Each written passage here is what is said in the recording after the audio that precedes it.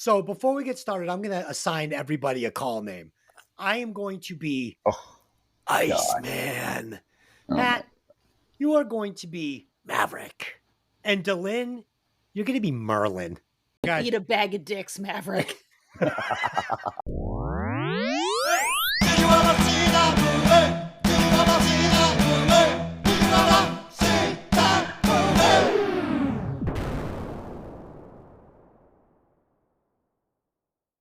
Welcome to Hey, did you ever see that movie? I'm your host, Des. And as always, I'm joined by my lovely co-host, Delin. That's right, Iceman. I am dangerous. Okay, and joining us again this week, the podcaster with a fully packed bong, Pat. You've lost that love and feeling. Oh boy, yes indeed. This week we will be discussing the 1986 action movie Top Gun. This movie was directed by Tony Scott and written by Jim Cash and Jack Epps Jr. It stars Tom Cruise, Val Kilmer, Anthony Edwards, and Kelly McGillis. As always, this podcast will contain spoilers, so if you haven't seen it, go watch the movie, then come back and listen to the podcast. And now it's time for the triumphant return of Disasterpiece Theater. So sit back and enjoy the show. Welcome to Disasterpiece Theater, where me and my two co-hosts will act out one scene from the movie that we are reviewing for you this evening. So please, sit back, grab some popcorn, and enjoy the show. Quiet on the set! Camera speed. Sound production, take one. We won! Jester's dead! That's not what I heard. Nailed him below the hard deck. It don't count. Hard check my ass! We nailed that son of a bitch! You guys really are cowboys. What's your problem, Kaczynski? You're everyone's problem, dude. That's because every time you go up in the air, you're unsafe. I don't like you because you're dangerous. That's right, Iceman. I am dangerous. Cut! Cut! Cut! Okay. Okay. Oh my I God. hope you all enjoyed it as much as we enjoyed doing Oh, it. dear God.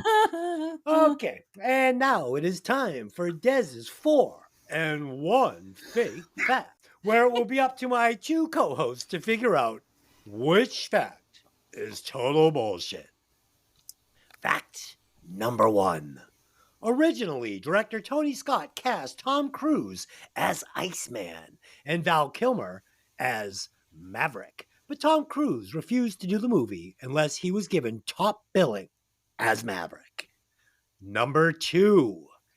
Anthony Edwards was the only actor that didn't throw up during filming. Number 3.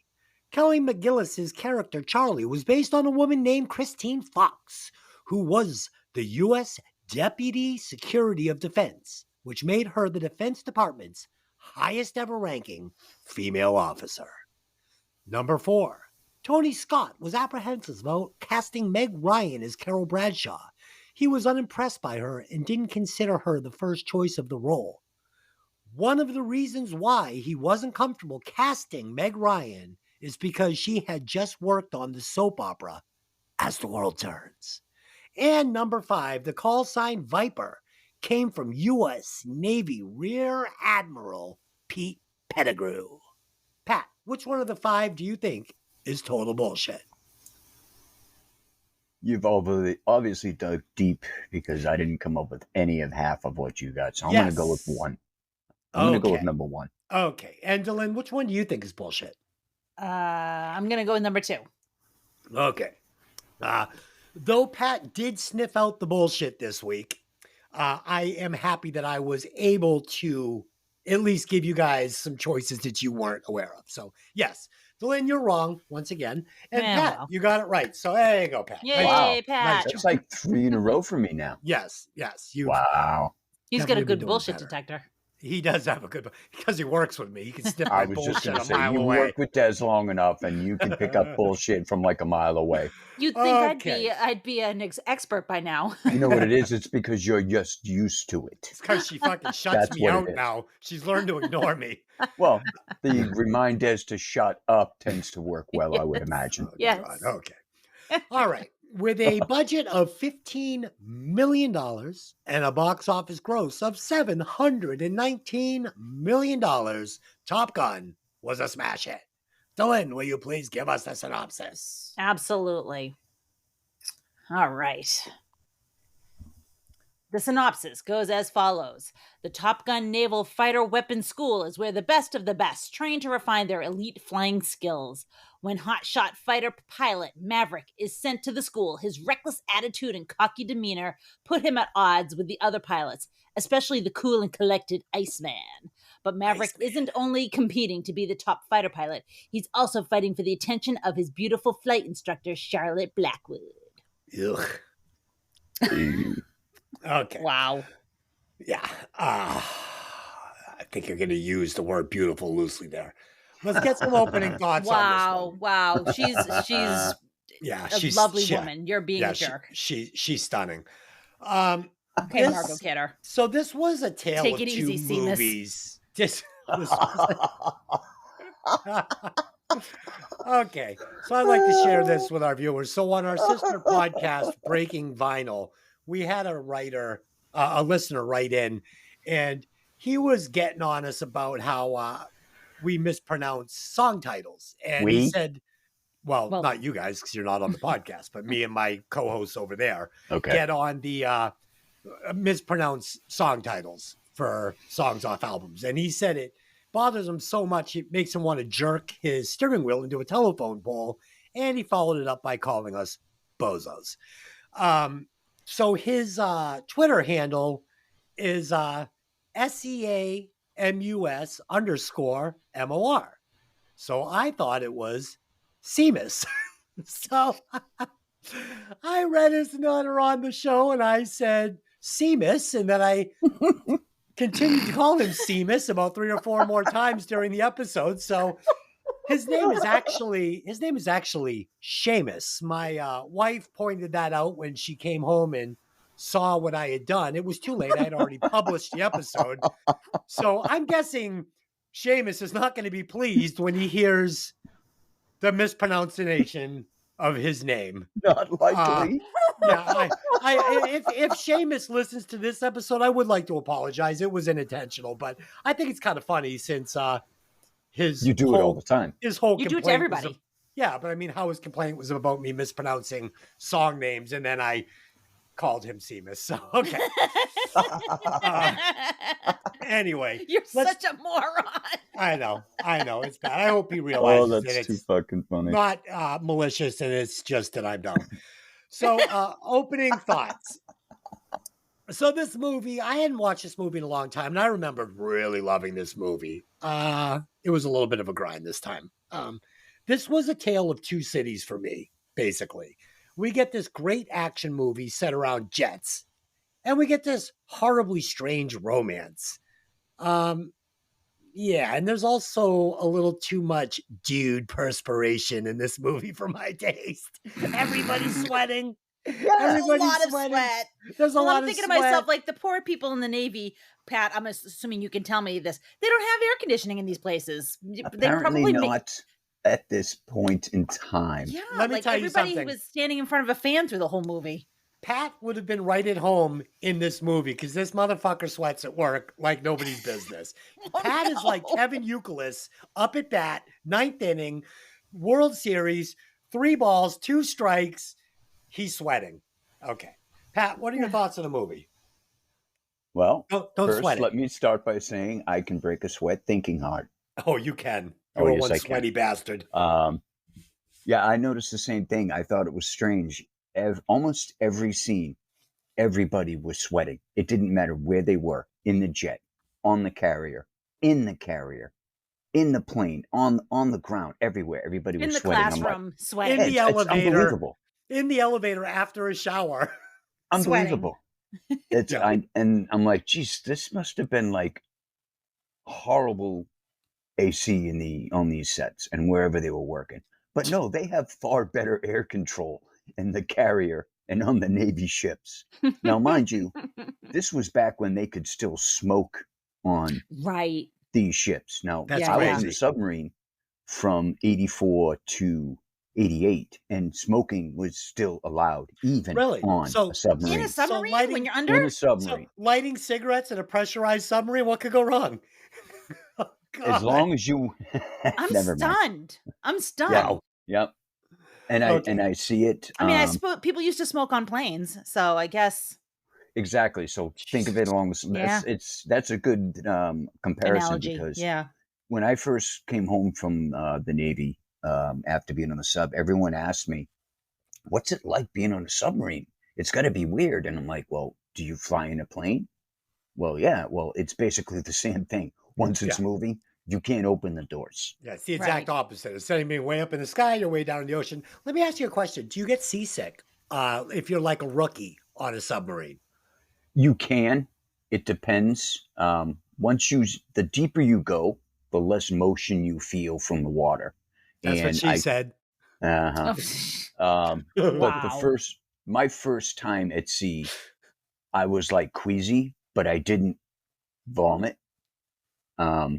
And that was one of the lucky times because I've seen some serious projectile vomiting from seasickness. It is not a pleasant thing to clean up. Thank God I didn't have to do it. So I was never in the Navy, but I did go on a company fishing trip once.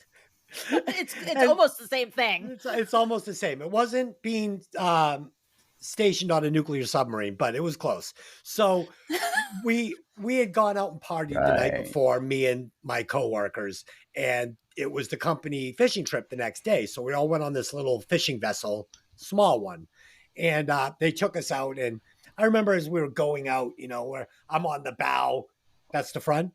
Yes. I was on the bow doing the I'm king of the world, like fucking Jack in Titanic. So anyway, we got out to the middle of this choppy water and I got violently ill. I mean, so ill, I spent the entire time in this little tiny bathroom just throwing up. Never stopped for 6 hours. Just threw up nonstop until we got back and I got my feet on shore and I was fine.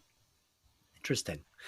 Which is strange because my mother dated a swordfish fisherman in Plymouth when I was a child. And we would spend a day or two out on the water on his sword fishing boat. Yeah, but you hadn't been drinking like a fool the night There before. you go. I don't Okay. believe Duh. hangover and ocean travel are a good combination. Yeah, Agreed. probably not. I think we drank some wine too at the dock before we went. We had some drinks or something. I don't know. This was back in my Sounds like younger a days. good idea. Back in Sounds, my younger sounds days. brilliant. Okay, can we get back to the movie now? No I mean, one I'd love cares. to. If I you could wish stop. we would. All right, Delaney, what are your opening thoughts on this stupid movie? Right. So, opening thoughts for this. I agree with Des. It's a tale of two movies. You've got this kind of cool fighter jet thing happening, and I'm enjoying that story. Not enjoying the romance so much. It's kind of a little cringy. Stranger Danger. He's so pushy. He makes some moves that are just creepy, and just if he did it to me, I'd be like, ugh, like not like, ooh, I'm fighting for you. Like it just was like, it's clear a dude wrote this movie, like has no clue. Yeah. And you definitely could have done a romance, just not like that. Like it was weird. And also, she's like not showing a ton of interest, and then she finds out that he saw Mig, and she's like, "Fuck me and tell me about the Mig." It's like, oh god, no way this woman is like this. Yeah, it's questionable the way they wrote her, and it's not her fault. It's the way they wrote her, and that's why I'm saying it's obvious a man wrote it, because no woman is gonna, like, you don't tell this guy no, and then all of a sudden you're like, I'm falling for you. It doesn't happen. But So- she was saying no with a wink and a smile, even at Well, the she bar. was saying no with a wink and a smile because she wanted the information about the Mig, and she was trying to get it out of him. No, but this was even at the bar before Yeah. he knew. Yes, I because don't she's think so. like, my I friends disagree. are here. No, she did. 'Cause she's like, my friends are here. Don't quit your, I hope you're a good pilot because you have no chance of being a singer. Wink, wink, smile, smile. She was She was giving them mixed signals. Not really. Okay, let's get Not into this really. bitch. Let's get into this bitch. Also, I would be amiss if I didn't mention that no matter what we say during this episode, you cannot understate the effect that this movie has had on pop culture. I mean, it has echoes in pop culture. I mean, it wasn't Hot Shots all based on Top Gun. That whole movies thing was all course. based Yeah, on it Top was. Gun. Yeah, so It you was. like there's like echoes through pop culture. The animated series Archer literally talks about Top Gun at least 3 or 4 times a season. Yeah, and in Meet the Parents, fucking Pam and her ex-fiance are doing, nice setup, Maverick. Thanks, Iceman. Yeah, Top Gun was a very popular movie when me and Kevin dated. So yeah. Yes. Yeah, so it's got echoes through pop culture, regardless of whatever we say, Yes. Danger Zone, like Yeah.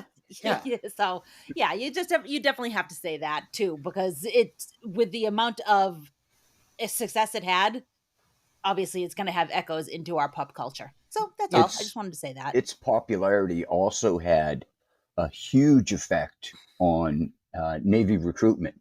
Absolutely. I bet.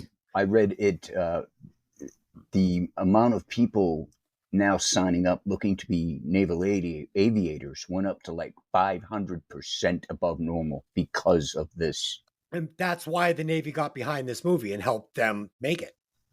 Yeah, it makes sense.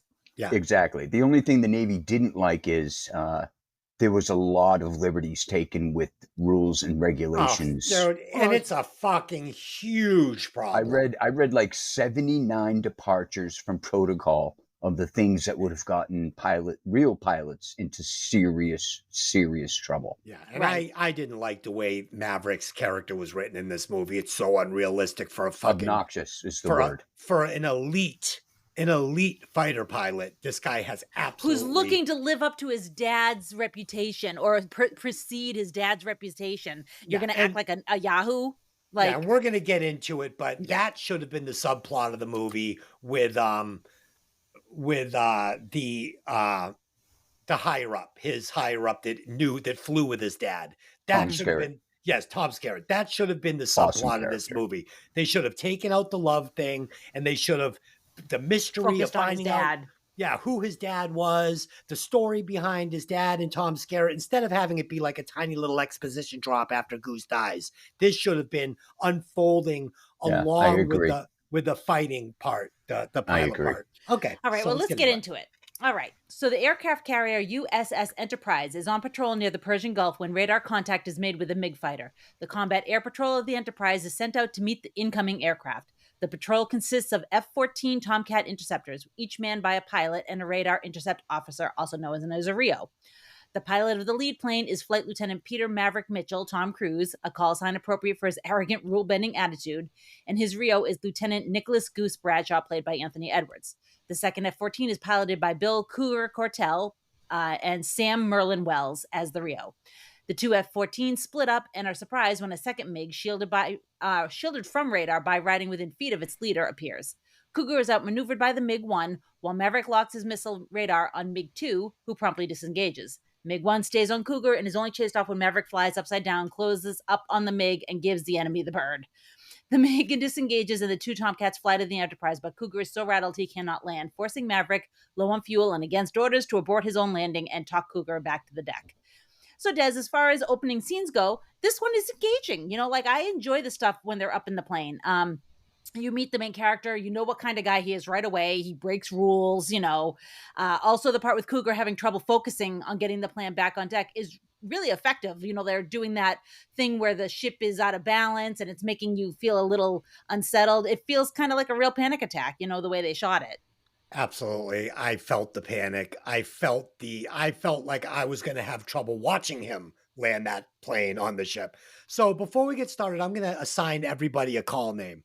I am going to be Iceman. Matt, you are going to be Maverick. And Delyn, you're going to be Merlin. Okay. So everybody's got their call signs. Why don't you eat a bag of dicks, Maverick? Mark that. Mark that. Okay. I'm trying to remember the movie that came from, because I So know it's from a movie. I Bag don't of know. Dicks.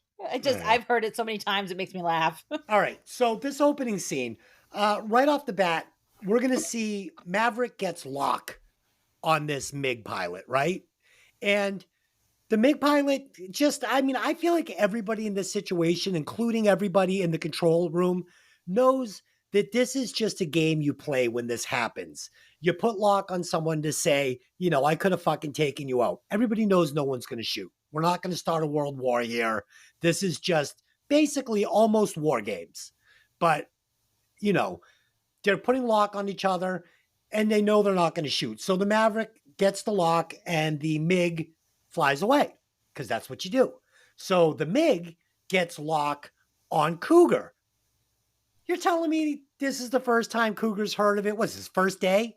The guy fucking completely comes unraveled and can't even fly a jet at this point. It's not realistic for the best of the best. I mean, this is the choice for Top Gun. This is the guy. And he's going to come apart like that because a guy put lock on him for 2 minutes. Right. No way. The MiG pilot had no problem. The MiG pilot was like, fuck you. So I thought I didn't like that. But I will say the actor that played Cougar did a great job of selling it. I thought it was a great acting job. So I enjoyed that. So that was my thought. I would have to say I agree with a lot of what you had to say. Just consider the amount of time the MiG pilot had lock on Cougar. It seemed like an endless minutes.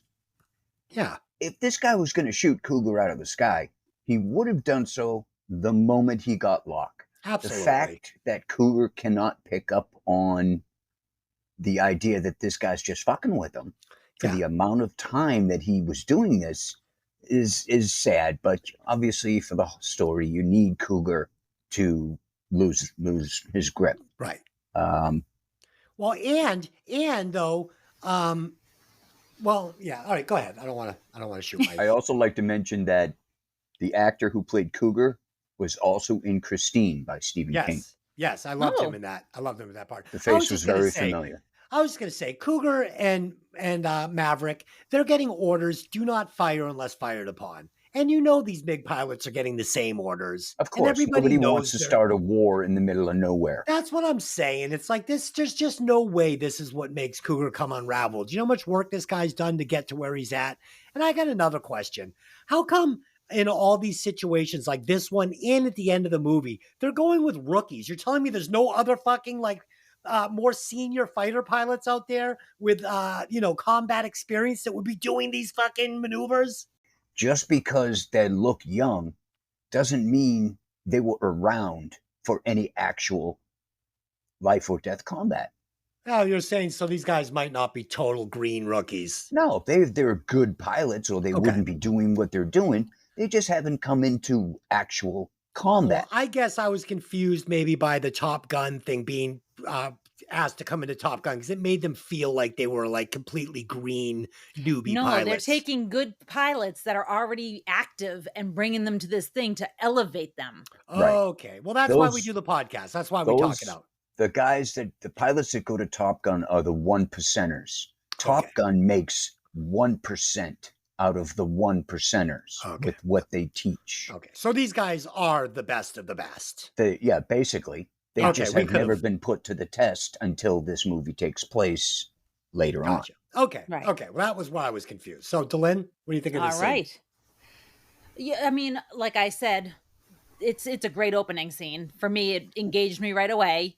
And you really do get a very quick primer into who Maverick is. Like, he breaks the rules constantly. That's just what he does, and that going into this 5 minutes in. So, yeah, good opening scene. Yeah. All right. Shall we move on? Shoot. Yeah. So Cougar sees the captain of the Enterprise, Tom Stinger Jordan, and turns in his wings. The incident has left Cougar rattled, and he feels he can't fly combat any longer. Stinger is forced to change his intended disciplinary action against Maverick, for he must send a Tomcat tandem for additional combat training at the Navy's Fighter Weapons School in Miramar near San Diego. And the captain is plainly disgusted that Maverick is the only qualified candidate for the assignment. Maverick, however, is quietly overjoyed as he regards the assignment as an opportunity for advancement, and upon arrival begins a rivalry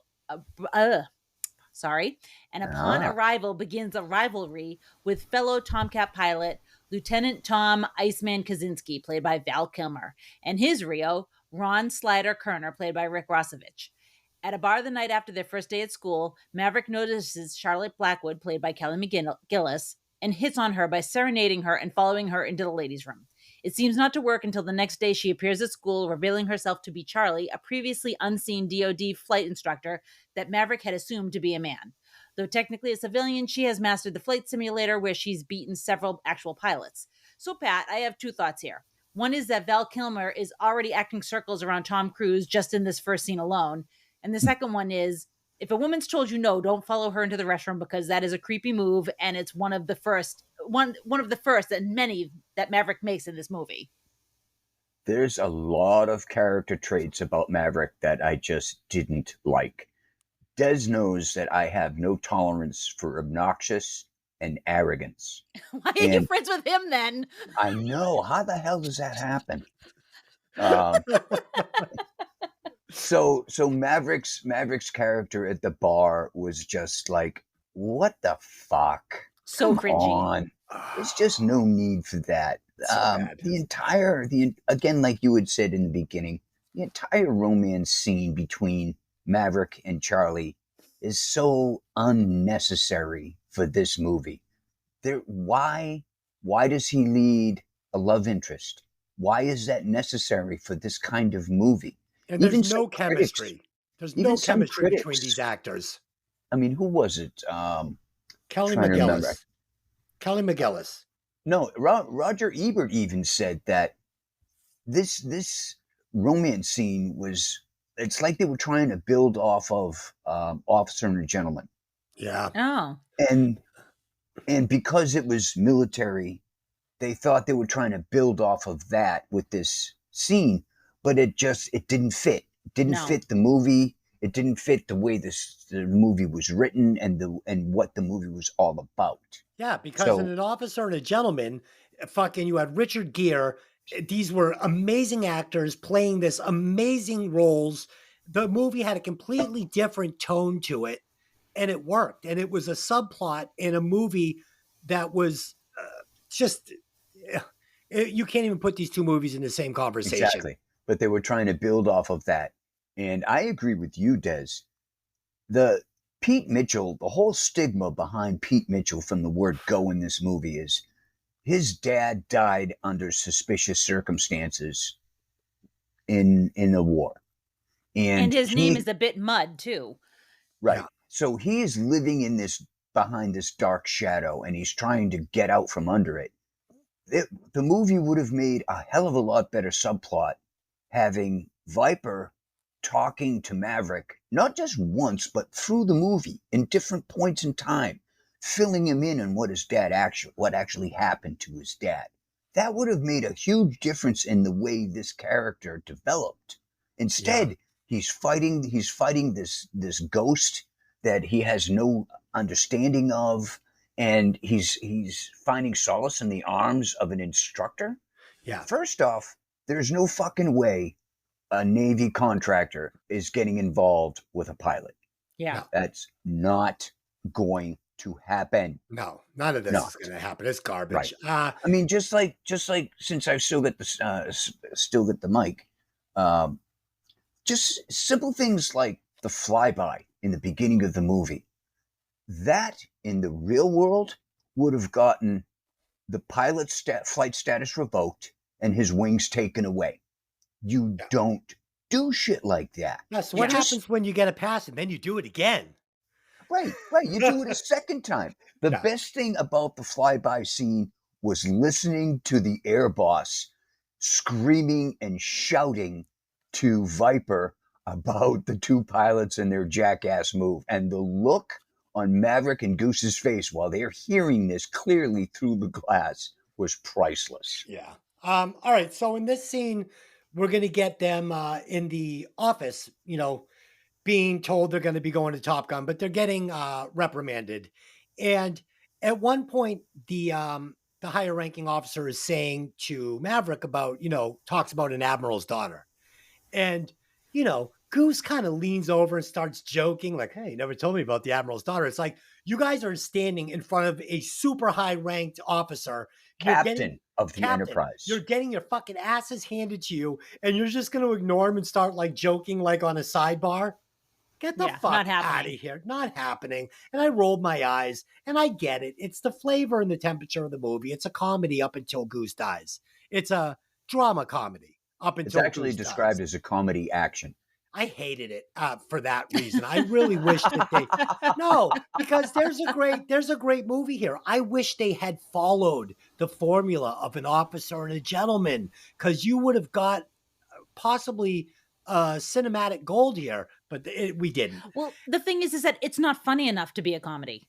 It's not. Like there's no comedy written into it. So if you're trying to run an action comedy, it's not funny. Yeah, like, I'll tell you what. Did you find yourself laughing out loud at any point? No. I'll tell you what scene I really enjoyed is when Maverick is racing the jet down the tarmac and he's on his motorcycle. Mm-hmm. That's a Kawasaki Ninja GPZ 900R.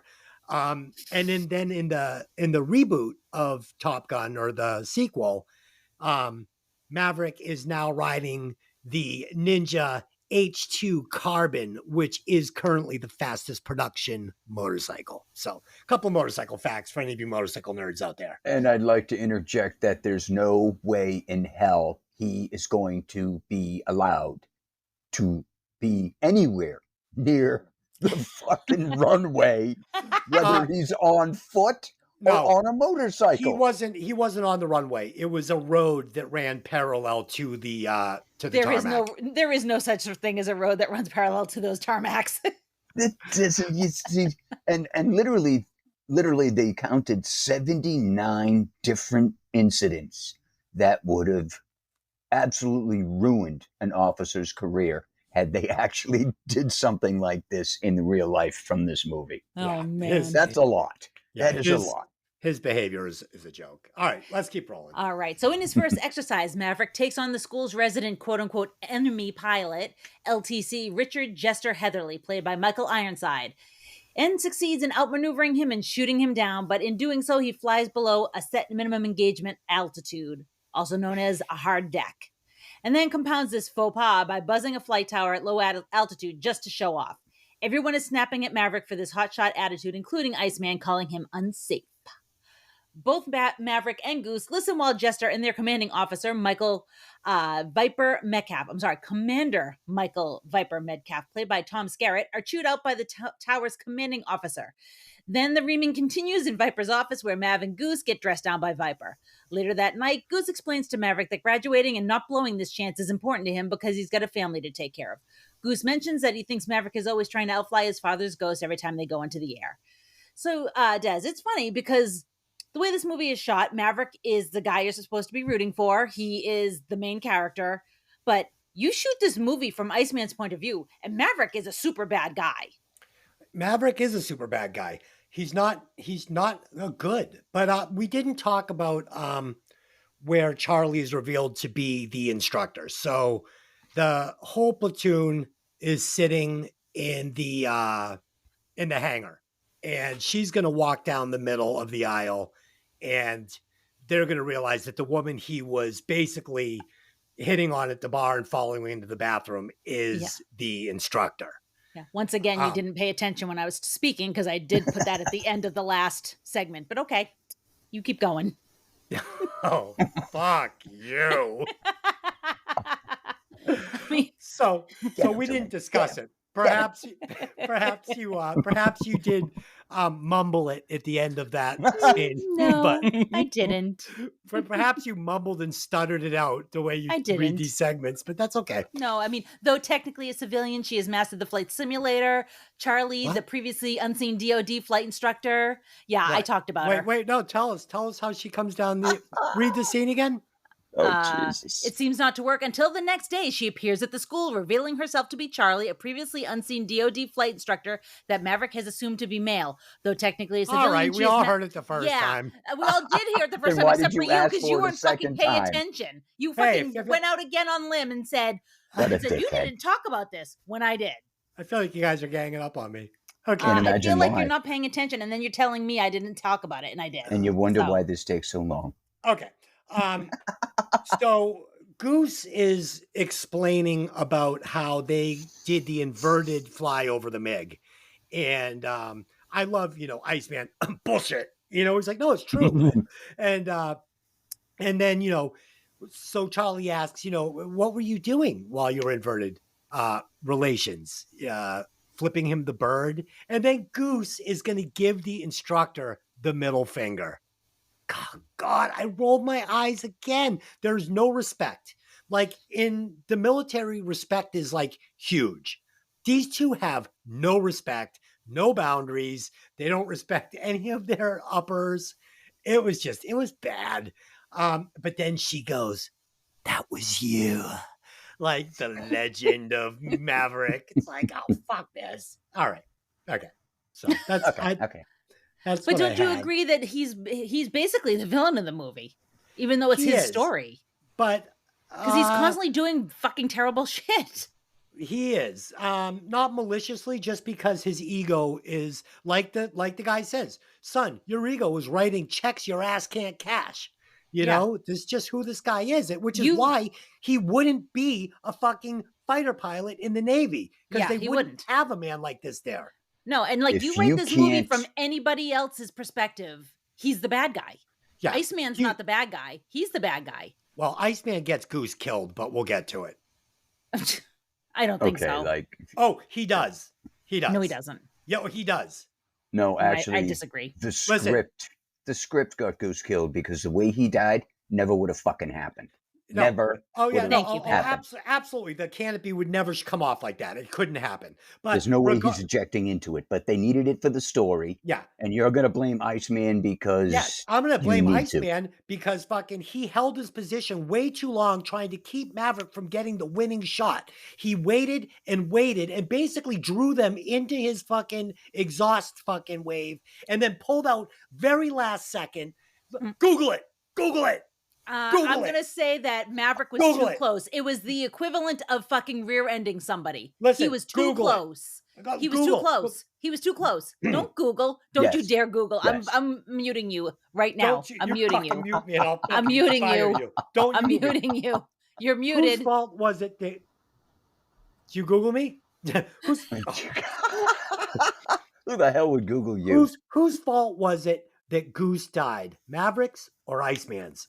According to IMDb, in actuality, it was Tom Iceman Kaczynski's fault. You're gonna tell me So how Google's come wrong? they didn't? How come they didn't court-martial him? You know, it's funny. I actually wrote that. How come his actions were never even discussed in the court?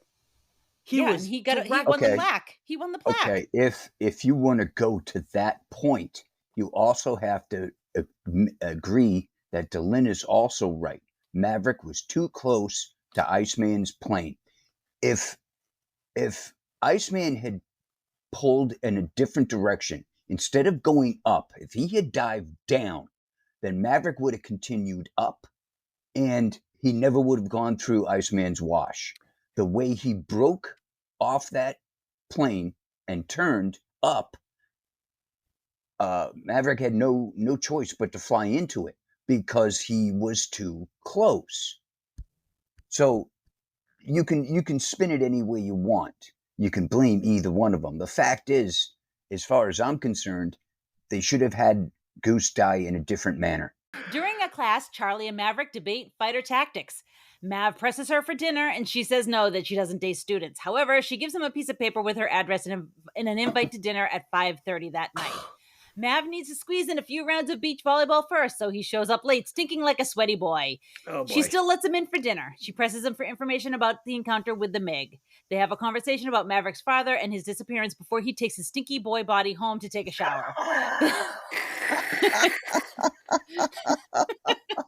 The next day, they cross paths on base, and again, he has a stinky boy body, but Charlie tries to drop him, and Maverick just seems oblivious to the fact. Meanwhile, Goose's family flies in to spend some time with him. So, Pat, was there a lot of beach volleyball in your time in the Navy? No. No, there was not. How about hanging around the locker room in your underpants, snapping towels? No. That's submariners didn't like to be that close because you're already too close. Yeah. I guess, right? Makes sense. Makes There sense. is a bonus though. The bonus for being a submariner is when you weren't at sea, you lived in a barracks. You didn't, because there weren't enough beds for the entire crew. If you were on a surface ship, that's where you lived if you didn't have off-base housing. Wow. And I can't imagine how bad that would suck. The idea of being tied up to the pier, you go in for duty, your duty shift is over, you go back to your barracks room, you do what you want. It's a 4-man room, but you've got a common room TV, you've got a game room with pool tables downstairs. It's not living on a ship. Right. Yeah. God. Because for 3.5 years, that would have sucked. So Yeah. I was never stationed on a battleship, but I did go on a cruise to Bermuda. On a battleship.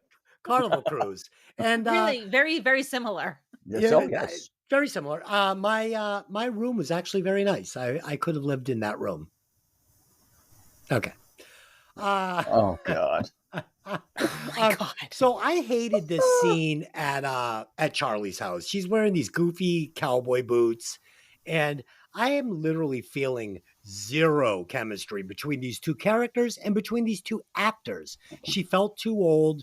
She was not like a starlet looking movie star. I mean, yeah, she's pretty. I'm not going to say this actress is ugly because she's not, but she's not. She seemed too old, even though she was 29 at the time and Tom Cruise was 22. It doesn't seem like a huge gap, but she looked to me more like in her mid 30s, and Tom Cruise looked like a baby 22.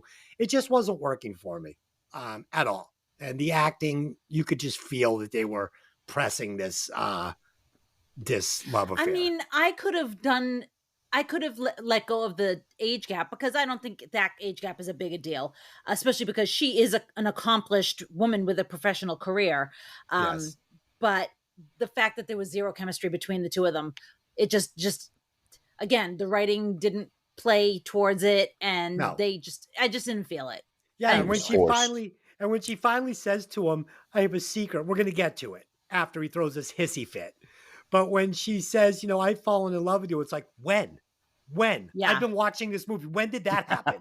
Yeah. So, all right, go Yeah. ahead. Yeah, it's Go very ahead. odd. And again, I got to be honest with you. You press this girl for a date. She finally gives you the date, probably because she wants more information about the MiG than you. But anyways, she gives you the date and you show up late and stinky. Yeah. Dude, there's no way that she's going to end up continuing to date him. It's just not going to happen, period. She would have been like, okay, I got what I wanted out of him about the MiG. We're done here. We're good. Yeah. Go ahead, Yeah. Pat. Yeah.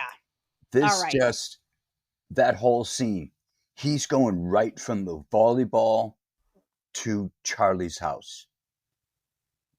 Yeah. In what world does that make sense? He's trying to hook up with this girl, and his No, it's perfect, mindset, Pat. Pat, you're missing the oldest play in the book. dude. He goes His there and goes, mindset. This, no, he gets to No, her no, house no. and See- says, I'm going to take a shower first. And he fucking gets in her shower naked. It's a play, dude. It's the oldest No, play in he the says book. he's going to take a shower, and she says, I do mind. You can't do that. Yeah, but So he was he- trying to pull the move on He her. was trying to, but Of she wasn't course. having it. She was like, you can which sit there and brings stink. which brings me back to my dislike for parts of his character. Yeah. He's arrogant and he's obnoxious. Now, mind you, he's a great pilot. Is with- he? Oh, Hmm. Okay. moving on, Moving on. please. During another class, Charlie roasts Maverick's flying, but later she tells him she saw genius in what he did, but couldn't say that in front of everyone because they'd all know she was falling for him. I Bullshit. don't know how. Oh, garbage. He kisses her and takes her home. Bullshit. Bullshit. Yeah. No, they have a reckless race through the streets Yes, as true. running red lights Yes. and putting everybody's life in danger. P.S. Can we talk about her car though? Ugh, give me that car. What did Well, she get it Car's from? awesome. Did she get it from? No, from no, Reggie no. Hammond. Reggie Hammond. There you go. What? That's what I say. What did she get it from? Reggie Hammond, for Christ's It's sake? Reggie Hammond's car. Who's Reggie Hammond? 48 Hours. That's Oh, fucking. is that Eddie Reggie Murphy's Hammond's car? Yes. I That's love Reggie that car. Hammond's car. I The one loved that it. blew Color? up. I think Same I color, think, same model. Yeah, I think the car is the star of the show. Quite frankly, I want that car. Anyways, I'm sorry. Go ahead. It just shows how like weak this man's personality is. He gets so butthurt by her like questioning his flying ability in front of this class that he's going to throw a complete hissy fit Yes, and literally child. risk He's lives. a child. He's a child. And then she says, "It's okay. I think your flying is genius." And he's like, "Okay." And she's like, "And I have another secret. I've fallen in love with you." And then there's this fucking scene. I literally couldn't watch it. With them having sex, with this kissing, I literally could not watch it. I was like, it was nauseating. There was Throwing It was- up in your mouth a little. it was fucking awful. There was no chemistry. Oh, I skipped every single scene with Charlie in it. Now, mind you, if you've never seen this movie before, it's part of the story, it's part of the character makeup. But when you have seen it as many times as Des and I have seen it, all you're looking for is the action. yeah. The fighter scenes, the planes, everything. And mind you, I didn't get a chance to make this comment earlier, but the opening scene when they're talking about how they've never been that close to a MiG-28, Yeah. that plane, and other than the paint job, was an old F-5. It's was it? American made. Oh, It's shit. let me see. It's a Northrop F-5, and Yeah, see, we're dummy non-military people. We have no clue. exactly. the But black that's paint what on was that thing, that's we what was believe so it. good about this, because at the time, the F-14 was the biggest, baddest plane the Navy had. It was multi-useful for air to air as well as air to ground. Not every plane they had was capable of that, and the fact that it was the first plane with swept-back wings, so it could achieve hypersonic speeds. So So- I got. Oh, go ahead. I was going to say, because this plane was the biggest and baddest plane in the air at the time. That's why I think one of the reasons why the movie was as popular as was. Oh yeah, with the motorcycle too. I mean that's legendary. That Kawasaki Ninja. I mean, it's had all the fun stuff like that. So I feel like the director missed an opportunity here because we're gonna get this MiG pilot in the final scene, and he's an ace, obviously. So I wish in the beginning of the movie, rather than Cougar having the nervous breakdown and not being able to fly and resigning, I wish we had got a little bit more like visual on this MiG pilot, right? Like, let's say this MiG ace from the beginning of the movie, like they could give him like a recognizable like sticker on his helmet that says like, we recognize it's his call sign, like Maverick or whatever, but it would be the Russian version. And he could have shot Cougar down and killed him, this ace. And then at the end of the movie, we could have had Maverick and this ace going at it one-on-one, and Ace finally taking this ace MiG pilot down in revenge for Cougar's death. I think that would have been better than what we got. Maybe. Maybe. I mean, maybe. okay. Maybe. Okay, it would have Go ahead definitely and been rewrite a better action scene, but that means now. See, the thing is, it's hard to even put these scenes like that into a fluid line, simply because the entire time Cougar was locked on by this MiG, did you notice he's flying in a straight line? He's making absolutely no effort No evasive whatsoever maneuvers. to break lock. Well, None at all. I do notice a lot of unnecessary barrel rolls in this movie. Which is It's something that showy. doesn't happen either. Yeah, of course, Yeah. but it's for the movie. I mean, look at it this way: when they made this movie, they hired Grumman, the maker of the F-14, to make camera pods to attach to these planes. So every scene that you see that looks like the camera is underneath the plane, looking ahead or looking behind. Those were added on to these planes by the maker just for these scenes. Right. Which, I mean, other than the ground scenes, they had ground to air cameras, which obviously you could tell where those were. But some of the better scenes were when they were using a Learjet to film the planes that you see. Like whenever you see a scene with you see the birds themselves in the air, flying in the air. There's a Learjet like 50 yards away recording all of this. That's kind of cool, though. Yeah. It's. I think it's one of the flight scenes is what made the movie for a lot of people. Absolutely. If you had to watch one movie again, Pat, would you rather watch Iron Eagle or Top Gun? If you had to watch it front to back, you can't fast forward. You got to watch the whole movie right after the podcast. Put it on. You got to watch the whole thing. What are you watching, Iron Eagle or Top Gun? As sad as it may seem for some listeners, I would go with Iron Eagle. Oh, 100 times over. I love that movie. It was very entertaining. There was less things about it seemed impossible to happen as opposed to the things that happened in this movie. No, I mean, that I can't go with. That I can't go with. There's I no think I way said Doug that wrong. Masters. I think I said that wrong. Okay. Yeah, Doug Masters doesn't get his hands on a MiG at 16. That's flying a mission overseas. But all right. So if you had to take one character as your wingman into combat, are you taking Doug Masters or Maverick? Maverick. Oh, get the fuck Doug Masters all day. This kid's a virtuoso. Okay. Oh, Jesus Christ. I would take Maverick because he's dangerous. Oh, God. I would take... All right. So the contest between Maverick and Iceman continues. In a later exercise, Viper and Jester team up against Maverick and fellow F-14 pilot Hollywood. Maverick breaks a cardinal rule by abandoning his wingman to go after Viper, and in doing so, Hollywood is shot down, and then the same fate befalls Maverick. Iceman tells Maverick that he's worse than any enemy before Goose, his family, Maverick, and Charlie go out for some drinks, because of course you take a child to a bar. Though Meg Ryan still has the same... Though Meg Ryan still has the same dress on and the flower Goose gave her at the airport, so I assume the scene initially was meant to be earlier in the movie. They didn't edit it well enough for me to not catch it. So, Des, the only comment I have at this point is that Maverick can't get out of his own way. It's like he refuses to listen. He refuses to do anything by protocol, and it's just annoying at this point. I hated Meg Ryan's character in this, and she's a better actress than this. The fucking I thought she was super cute. Well, Meg Ryan is super cute. I'm not talking about the way she looks. I'm talking about her character. It was written so dumb. Her accent was dumb. It didn't sound good. Her character was dumb. She had no personality. It was just awful. Did you like this movie? Oh, God. Did you actually like this movie? I didn't like her character, and I didn't like all these different scenes where we had to watch people sing songs at a piano.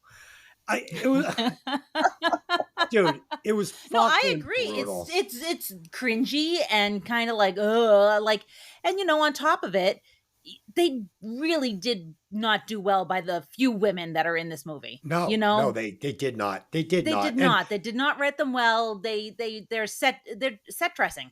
They're set dressing. Yeah. And the problem I have with this too is Val Kilmer is up to the task of this movie, and his character is very good, and he's playing it very good. This is what I would expect to see out of a naval jet pilot, fighter pilot. And I felt like Tom Cruise was just trying too hard to keep up with Val Kilmer. He was playing it over the top, and it felt cheesy. It was beneath Tom Cruise. The performance was not up to snuff. Agreed.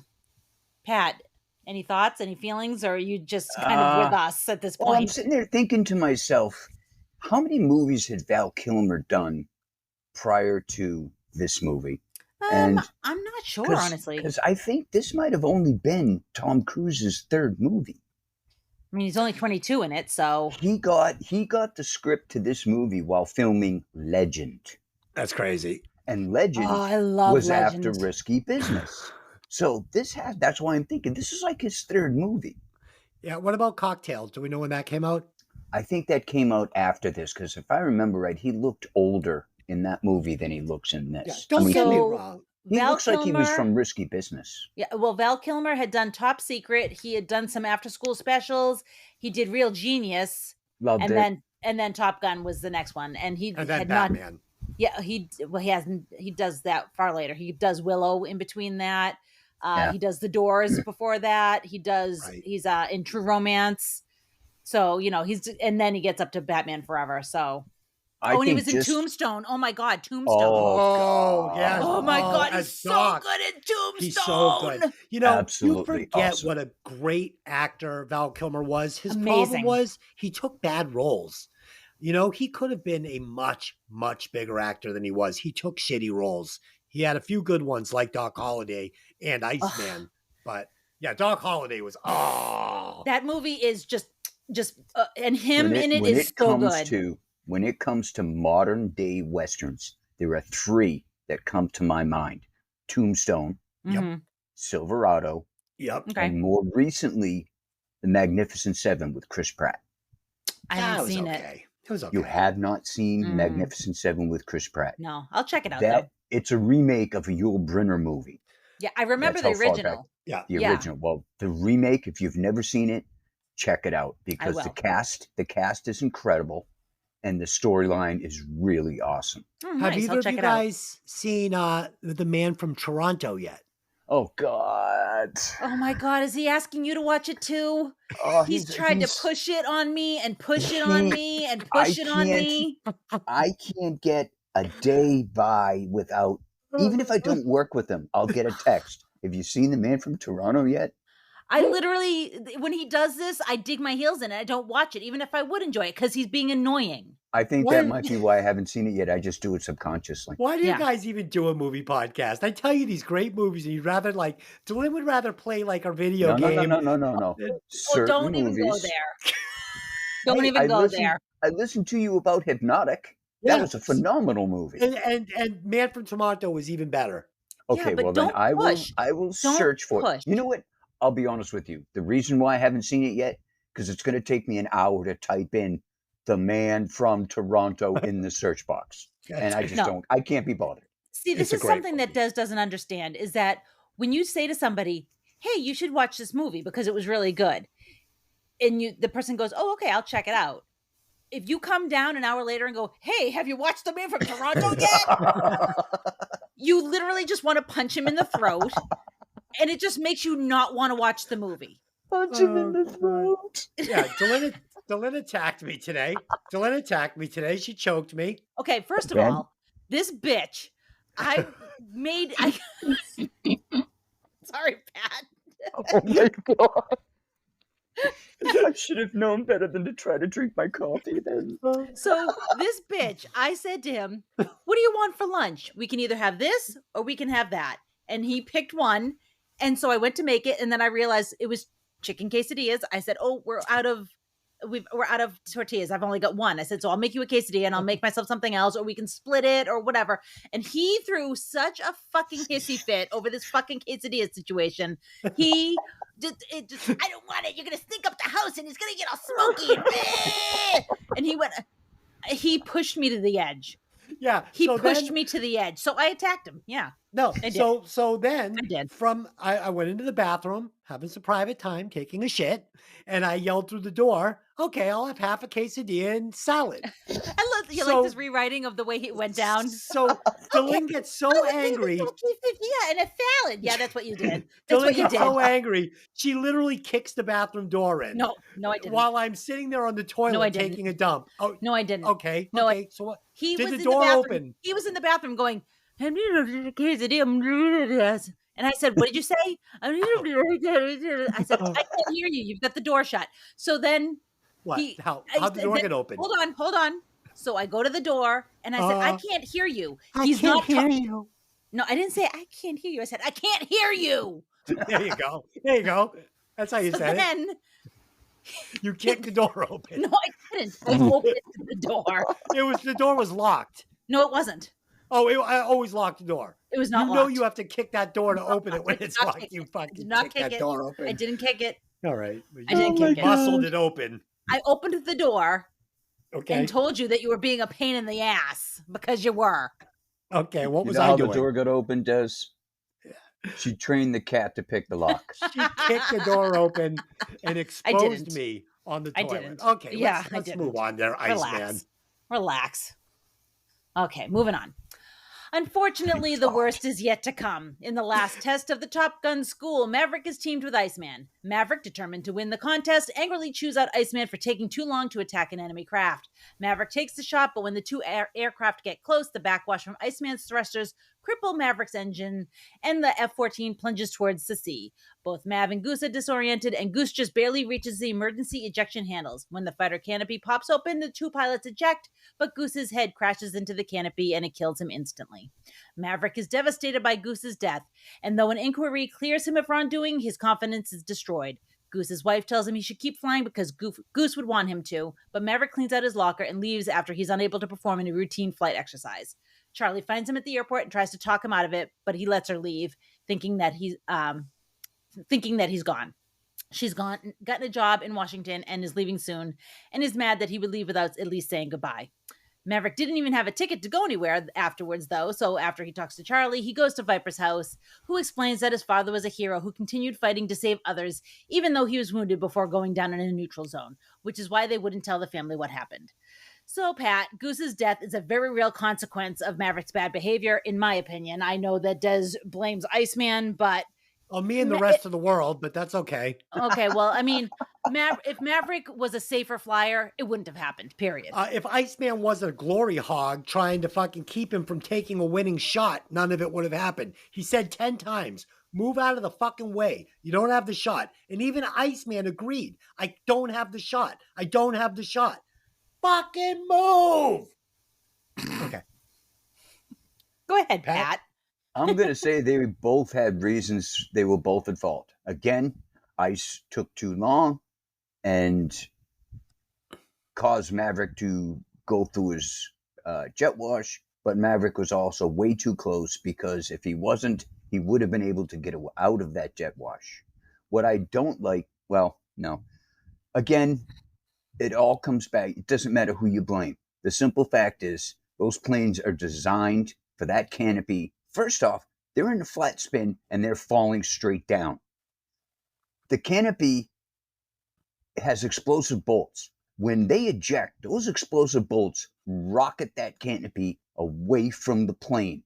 And it doesn't go straight up. It goes at an angle. It's designed to do so because the pilot is about to eject straight out of the plane. It's a Hollywood death, and it sucked. Sucked. I would have rather have had something far more acceptable. Hell, he gets tangled in his it chokes him out. Thing, Yeah. and it chokes him out, or happens. he hits the water and it breaks his neck, or like something. Anything other than the obvious not gonna happen thing. I mean, just the way he launched into that canopy. When I'm watching, I mean, the first time you watch it, you're shocked. You watch it 100 times and you're like, what the fuck is this? And the force that thing is shooting them out of that plane. If he hit that canopy, it'd be scrambled eggs time. Yeah, exactly. But again, this is why the canopy is designed the way it is to eject the way it does.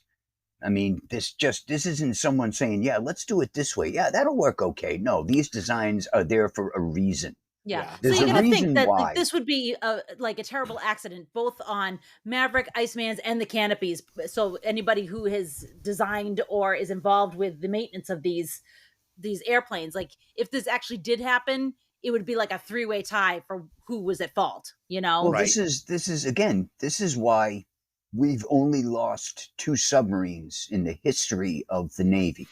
And it's because they didn't have the safety systems the submarines have now.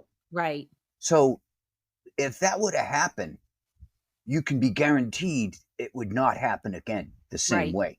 They would design it specifically not to happen that way. Right. So at this point in time, I mean, the F-14 is the most advanced fighter plane on the planet. That we know of. I don't see that canopy being the cause of Goose's death. And every time I see it after the first time, it just makes me want to throw up. No, I didn't like, what else I didn't like about this was it brings Val Kilmer's character into question. I, up to this point, believe that Val Kilmer is always about, procedure, about his, his wingman, his crew. Right is right. We're going to do it by the book. I feel like his character, the way it's been presented to me up to this point, he's going to realize he can't get the shot and he's going to move out of the way. It's just the way he operates. It's Right. not going to bring, even if Maverick gets the shot off, everybody still knows that Iceman is the guy, Right. and he's going to, and half the reason he's the guy is because he would move over when he didn't have the shot. Well, that's He's what I was going to say. consistent. He should technically get points for moving over when he doesn't have the shot and doing the right thing, which That's would mean right. he should technically still win the trophy or whatever it is because he did the right thing. So he gets the points for not being a glory hog Yes. and for doing the right thing. Right. He set Maverick up to get that shot. Yeah. He put the pressure on the MiG and then moved over and Maverick, cleaned up the setup that he gave him. Right. This would never go down like this. This is not Iceman's character. It's And not. let's not forget, the entire time you see the camera angle underneath Maverick's plane. That's one of the mounted cameras that were Mhm. built for that plane for this movie. You see Iceman in front of him. You see the MiG in front of Iceman. And again, not to be a total analytical anal idiot, nobody is attempting to fly anything other than a straight trajectory. Right. I mean, seriously, come on. Look Right. at the dogfighting during their hops while they were training, and they've got Jester on your ass with a faster, smaller plane. These guys are jerking left and right. They're going this way and that way to keep, and that's the way you're supposed to fly, for Christ's sake. Even your simplest and basic aerial combat video game trains you how to do that. And here's Right. another thing. How is it nobody had any flares or any chafe Yeah, of yeah, any yeah, yeah. kind? Yeah. I mean, yes. Jesus Christ. These are the most advanced planes. Nobody's using flares in this movie. To You could draw have the made these heat-seeking missiles off you him. could have made these combat scenes a little more realistic, but I think because this is like the first time they ever made a movie like this with this kind of aerial camera work, they were looking for the quality instead of the reality. I Yeah, they guess. wanted the Sure. flash. They wanted the flash. And not to keep going back to it, but with an officer and a gentleman, I feel like you almost get a peek behind officer training.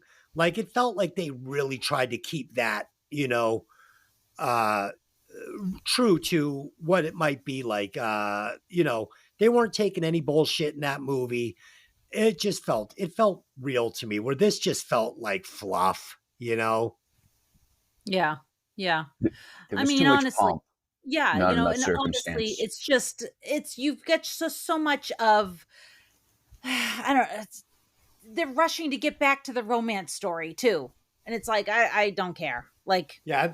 Yeah. Let's focus a little bit more on Goose and his family. Let's focus a little bit more on his other, pilots and the inquiry and all that. And it's just, they're rushing to get back to the romance. And it's like, Yeah, and Goose's family didn't seem too tore up about it. It didn't hold a ton of weight where it really should have. Maybe So it was Meg just Ryan's tears running down her face when she Eh. sees Matt. That was a real emotion. That was just I didn't yeah. think And the it little was, kid is too young to really understand. So, I don't know. well, that I can accept. yeah. It didn't hit hard. And then we're gonna get, this. They were so in love, him and Charlie. Now she's like, I was kind of hoping you'd say goodbye before I left for Washington. Okay. Yeah. It's That It's- entire scene was junk. it's His so hated weird. it. entire attitude when she tries to comfort him or tries to be there for him, and he's just so dismissive Yeah. that it's like, you just want to Yeah. look at him and go, dude, go fuck yourself. Yeah, Yeah. and then we're going to get them borrowing again from an officer and a gentleman, because after Sid commits suicide in An Officer and a Gentleman, Richard Gere's character DORs. He's going to quit a week before graduation. And, Lou Gossett Jr. is saying to him, don't DOR, you're so close.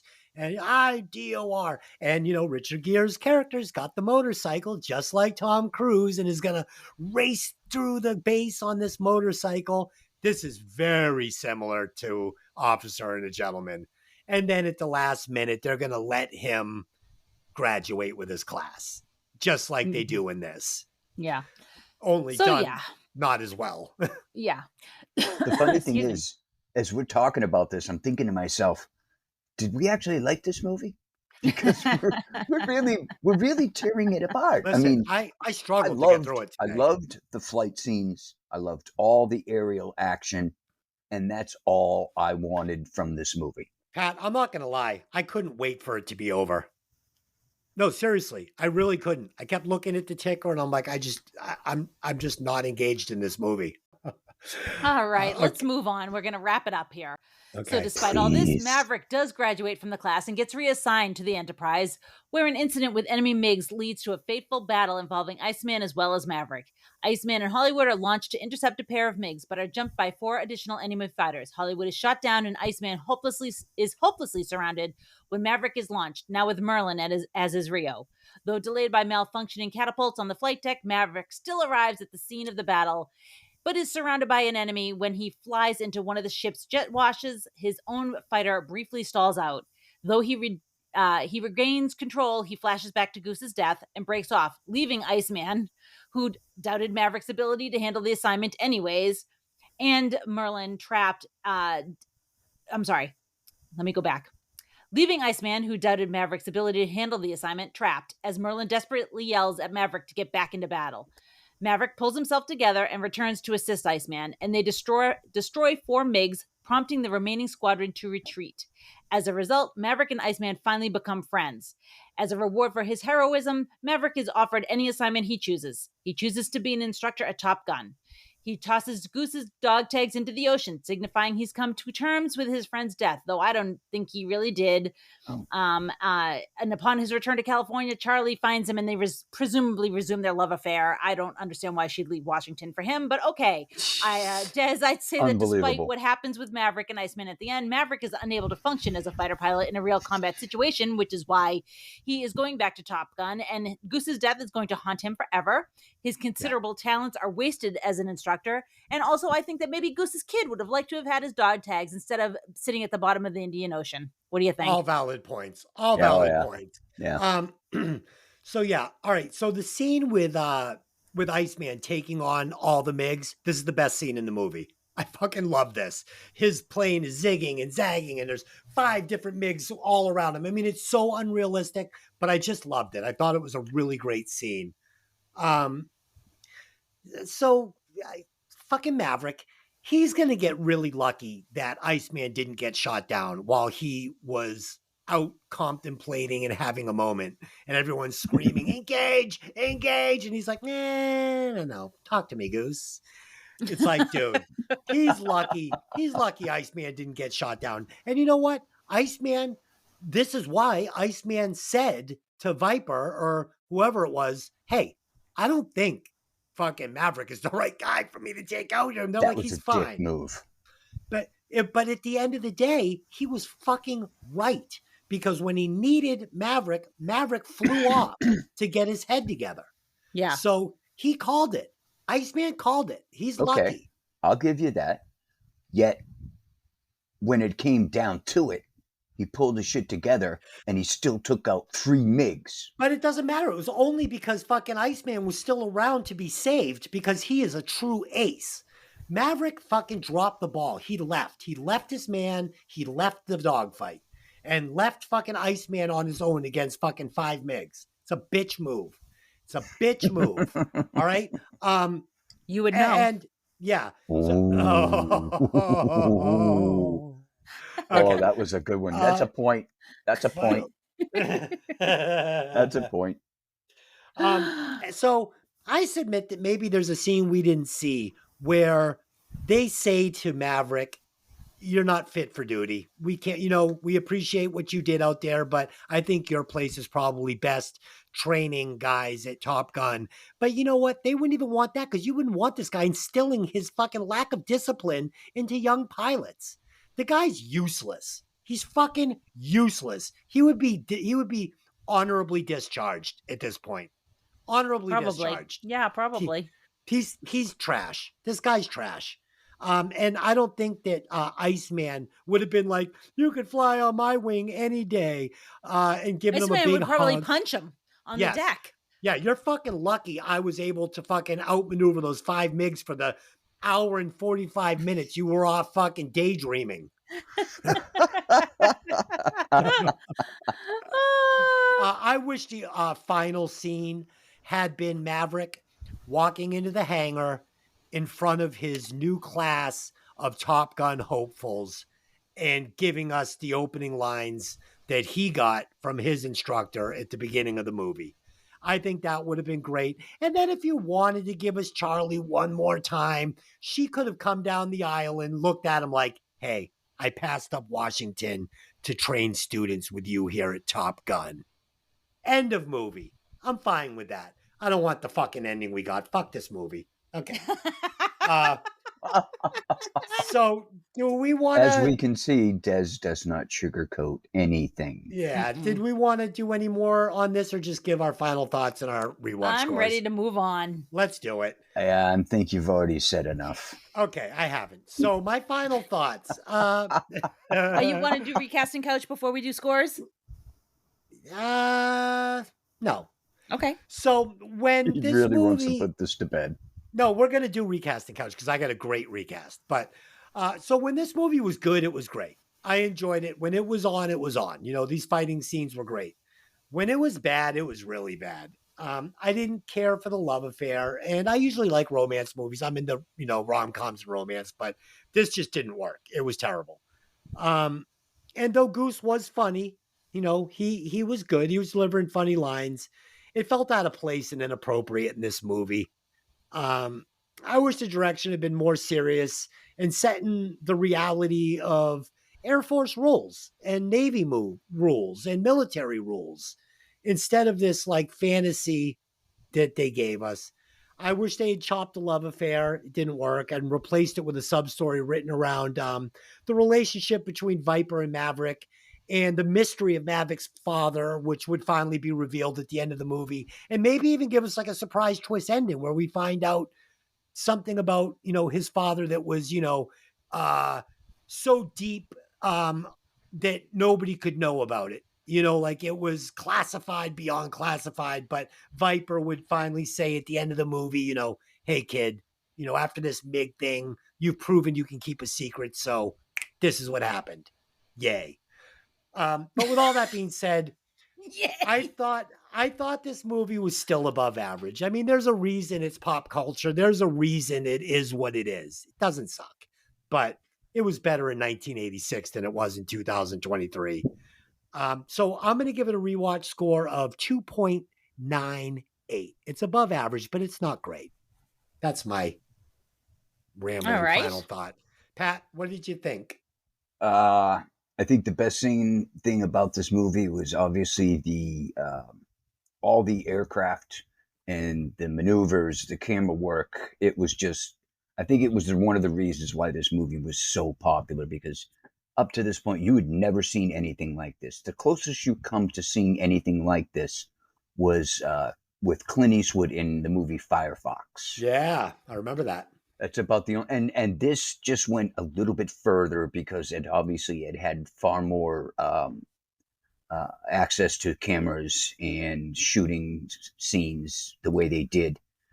And real fighter pilots that shot these scenes. If you watch the credits at the end of this movie, the list of pilots that were in this movie, actual pilots in the U.S. Navy, it's longer than the cast.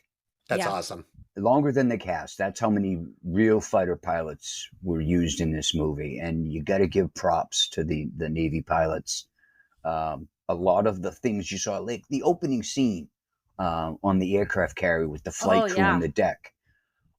Everything you see like that, that's all stock footage. Yeah, footage it's real. I mean, so you you put all of that together with unique flight camera work and the planes, the images with the cameras that they had underneath the F-14s showing the pilot's view from underneath, forward or behind. You'd never seen anything like that before. So That was just really gripping. I'm going to go right down the middle of the road, and I'm going to give it a 3. All right. Okay, fair enough. 3 it is. And Dylan? All right. So I echo a lot of what both of you said. First of all, I would like to point out or talk about what Pat did about the flight crew, especially in that opening scene, and how cool that is. Because when I was watching it, because I actually watched it twice because I had to write up some stuff.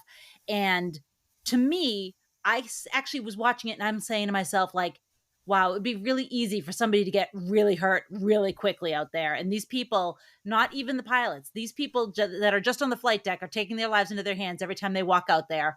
And Definitely. you got to give them a lot of credit for that. So I also agree with Des. You could cut out the romance or change it a little bit. It just didn't quite work. It feels cringy. His behavior is so juvenile. And I have a feeling this almost 30-year-old woman would have had no fucking tolerance for it whatsoever. No interest. Yeah, just I can't imagine that she was actually interested. It just didn't make any sense to me.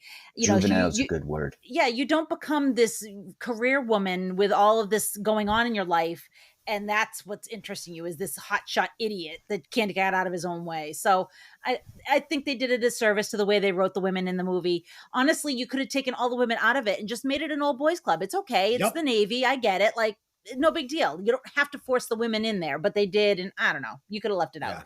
Didn't work. So I'm going to kind of, I'm just a little bit behind Des. I'm giving it a 2.8. I mean, I really do appreciate all of the flight stuff. It's cool. I love the cameras attached to the planes. I like they did a wonderful job with all of that. But some of the, like, you're talking about like at least 35 to 40% of the movie, I was cringing and like, no, thank you. So right. I have to go there. So with your guys' scores plus my score divided by 3, that takes us to 2.92666666.7. So let's see, that puts us at. Des, I like your T-shirt. Thank you. Okay, I think Tony would like that too. This is going to drop in at number 27. Trick or Treat is above it with a 3.16. Dumb and Dumber is underneath it with 2.91. So that's where it fell in the list. Let's see. Yeah, I mean, I don't really want to watch any of those movies again, so perfect. I do think that Trick or Treat is probably, I would rather watch Trick or Treat than this again. And I would probably, I don't know, wouldn't want to watch Dumb and Dumber or this one again. So I want to ask you two a question. Sure. I'm sure you've both seen the sequel. Yeah. Of the two movies, which one did you like best? Oh, the sequel. It wasn't even cleose. Okay. I didn't watch it yet. But How about after you? I Oh, watch you have this, to. I'll probably watch it just to You have round to, out the because story. actually, you learn. I like Pete Mitchell in the sequel a lot better and a lot more than So I liked him in the original. They corrected some of their wrongs then, hopefully. The sequel is tighter. Let's just say that his history of rebellion and renegade activity affected him in the future. Okay. Yeah. And what he was doing and what he was able to do. Right. The sequel is a much tighter movie, and they clean up a lot of the mistakes they made in the first one. You know, Much we're going to better lose. storyline. It is. It's just better. And even the fighter pilot stuff and all the flight scenes are better because it's just done in 2022. So it's just better. And the Russian planes they have to go against are so badass. Oh, so badass. So the badass. 5th gen fighters at the end of this movie were absolute badass. Some of the maneuvers they made these planes do, even if they can't do them in real life, was awesome. Oh, dude, and when Tom Cruise goes down trying to break that sound speed thing when he's like at Mach 15, whatever the fuck it is, and he like disintegrates. That's the beginning of the movie, right? Yeah, I loved it. He's like the flyby smoldering. The flyby over Ed Harris's head. Yes. Yeah.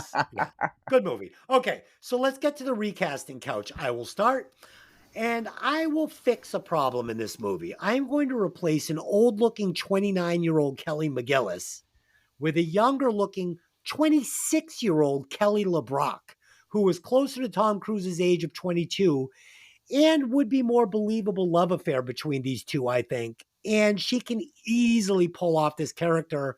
You'll remember how strong of a character she played in Weird Science, where she was just taking control. Yeah. So I like Kelly LeBrock in this role, and I think that it makes this easier to digest. Pat, I can who do see you that. got? I had to think about this for a minute.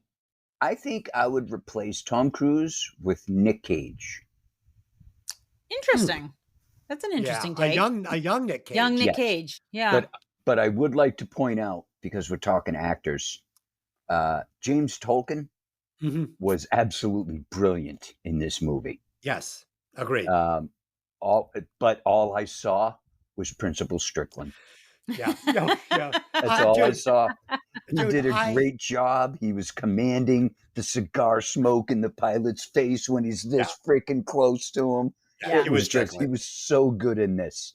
Yeah. But all I saw was Principal Strickland with a shotgun. Dude, I really like your recast. I think a young Nick Cage with hair gives this movie Hair. Yeah. It has to be a young Nick Cage with hair. Like Con Air hair. Yeah. No. No, Con I'm Air thinking hair. more like a little older than maybe Valley Girl. a Navy fighter pilot with a mullet. Just stop, okay? No. I mean a young Nick Cage, like it doesn't matter when. But I think that he's I think that he actually works with Kelly McGillis too. I think that those two work. They're a better match. He's more mature. He would have been better for this movie. But okay. Delyn, what do you got? You were bragging on some fucking super pick. This is great. I think this is great. This is my pick. So I removed Tom Cruise. Yep. I slide Val Kilmer over in, just like you were saying in your fake fact. Yeah. Slide Val Kilmer over into the Maverick role. Mhm. And then as Iceman, Patrick Swayze. Oh yeah. I can see that. Okay. Yeah, think about it. Yeah, I can think see about that. it. He brings the Roadhouse without bringing quite the Dalton. But I love your pick, but I think you leave Val Kilmer as Iceman because he is Iceman, and you put Patrick Swayze as Maverick, but you bring in that Roadhouse kind of like sensibility. He's the wild card. Confidence is he's the the word. wild card, but he's still disciplined. When it's time to get naughty, he's going to get naughty. I like his idea. You've got the right idea for the characters. He's got the right idea for the positions. Definitely. Yeah. I think Patrick Swayze would have brought a little something. I think that Tom Cruise was just a little too immature. Immature. He still felt like risky business. It wasn't working for me. And it didn't work for me. Google how many movies he had done before Top Gun. Not many. I don't think. Well, that's why I'm saying. That's why I say immature. He still had a lot of work to get his acting in order. Yeah, I mean, right. It just didn't work for me. But it wasn't even his fault. It was the director's fault. That the flavor of the movie was off. They didn't know what they wanted it to be. They weren't sure what they were doing. Was it a comedy? Was it a drama? Was it a love movie? Was it a rom-com? I don't fucking know. Yeah, so this says IMDb, he did a movie called Endless Love, a movie called Taps, a movie called Losing It. He was in The Outsiders. He did Oh my God. Wow. He did Risky Business. He did All the Right Moves. He did Legend. And then he did Top Gun. So only, this is like his seventh or eighth movie. Well, in Taps, he had to have been like a preteen. No. Yeah, in 1981. No, 1981. He wasn't a preteen. He was probably about 17 in Taps. I saw that in the movie theater when I was a kid. So did I. And I thought George C. Scott was awesome. Do the math out, because he was 22 in Top Gun in 86 and Taps was 1981. So, 17. Like I said, 17. Yeah. Because he's one of the older kids in Taps. That's right. You're right. Yeah. That's right. Yeah. Yeah. I thought that was a really good movie, man. That one, when the little kid gets shot, oh boy. All right. So next week on the music podcast, our sister podcast, Breaking Vinyl, we're going to be reviewing the Top Gun soundtrack. So there you go. All right. And next week we are going to be reviewing Air Force One again with Pat. And I'm doubled up. Yes, you're doubled up, and that's going to be with Harrison Ford. Air Force One. I've never seen this movie. Delyn, have you ever seen it? I've never seen it. Pat, have you ever seen it? I've seen it a couple times. Okay. There's a few things. I mean, you got to take this movie With a grain with of a grain salt. of salt. Okay. Because everything that Harrison Ford does as a president wouldn't even fucking come close to happening with Joe Biden. So I was going to say, Not you even can't fucking close. you can't see Joe Biden taking control back of Air Force One over terrorists and then landing it. No. Nope. Okay. But I will say this: we get to see Gary Oldman at his finest. Oh, Really? good. I love Gary a Gary Oldman movie. He plays the villain, and he's very, very good. I'll be looking Excellent. forward to that. All right. So I would like to say to the listeners, I didn't notice a lot of good reviews out there this week. Oh, but we do have a couple of those good reviews. Yeah. Remember I told you we got some one's stuff from on a iTunes? co-host, one's from our co-host Mikki, and the other's from her husband. No, that's not true. It was just one from him. Oh shit! You're All right, such what an do you got? asshole. All Well, now- fucking Yeah, please asshole. put him in his place if you don't mind. I'm trying to find it. It's going to, of I course, know you take me a want to. minute. Oh God. Okay. All right. Well, while you do that, let me tell you where you can find the podcast. You can find the podcast anywhere you find quality podcasts. Okay. No you ready? way. Yeah. So we got 2 nice reviews on Apple. One of them is from A LaRue 33. Excellent podcast. This podcast is a riot, fun to listen to, and I love the banter between the hosts. Wish I could give it 10 stars. Then Nice. SHB11 gave us a review saying, what a fun show. This show is a lot of fun. Good movies, fun skits, great banter. So thank you guys. We appreciate it. Excellent. There is 7 5-star readings on Apple, which is low. We'd like to see more, but we do appreciate those of you that went out of your way to do it. I do appreciate it, and I want you to know So we listen, appreciate you two, we're it. sending you guys both out T-shirts. Be looking at your mailbox. T-shirts.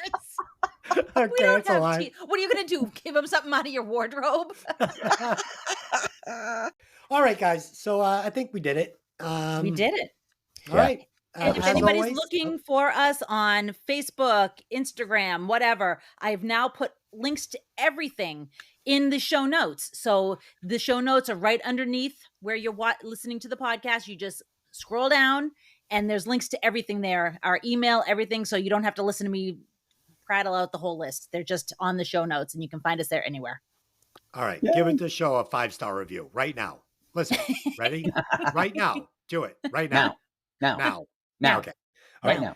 now. As always, 5 fun stars. watching movies from opposite sides of the house with you, Delynn. Having you now. kick in the bathroom door when I'm trying to take a dump and read my phone. Mhm. Pat, nice job. Once again, you're on top of the 5 fun and 1 fake facts. You've been 3 in a row, baby. 3 in a row. I'm gonna get Shooting you. for 4 next week. I'm gonna get you next week. There's no chance. I will give you this. You definitely changed up your source of information. Yes, I upped my After game. I revealed that we're both getting it from the same place. That's how I Yes. won the first two.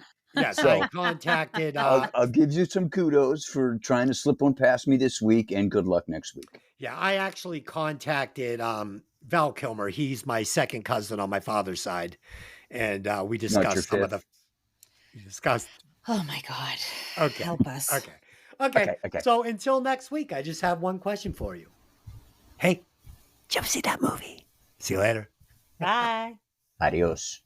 An hour Oh, man. 42.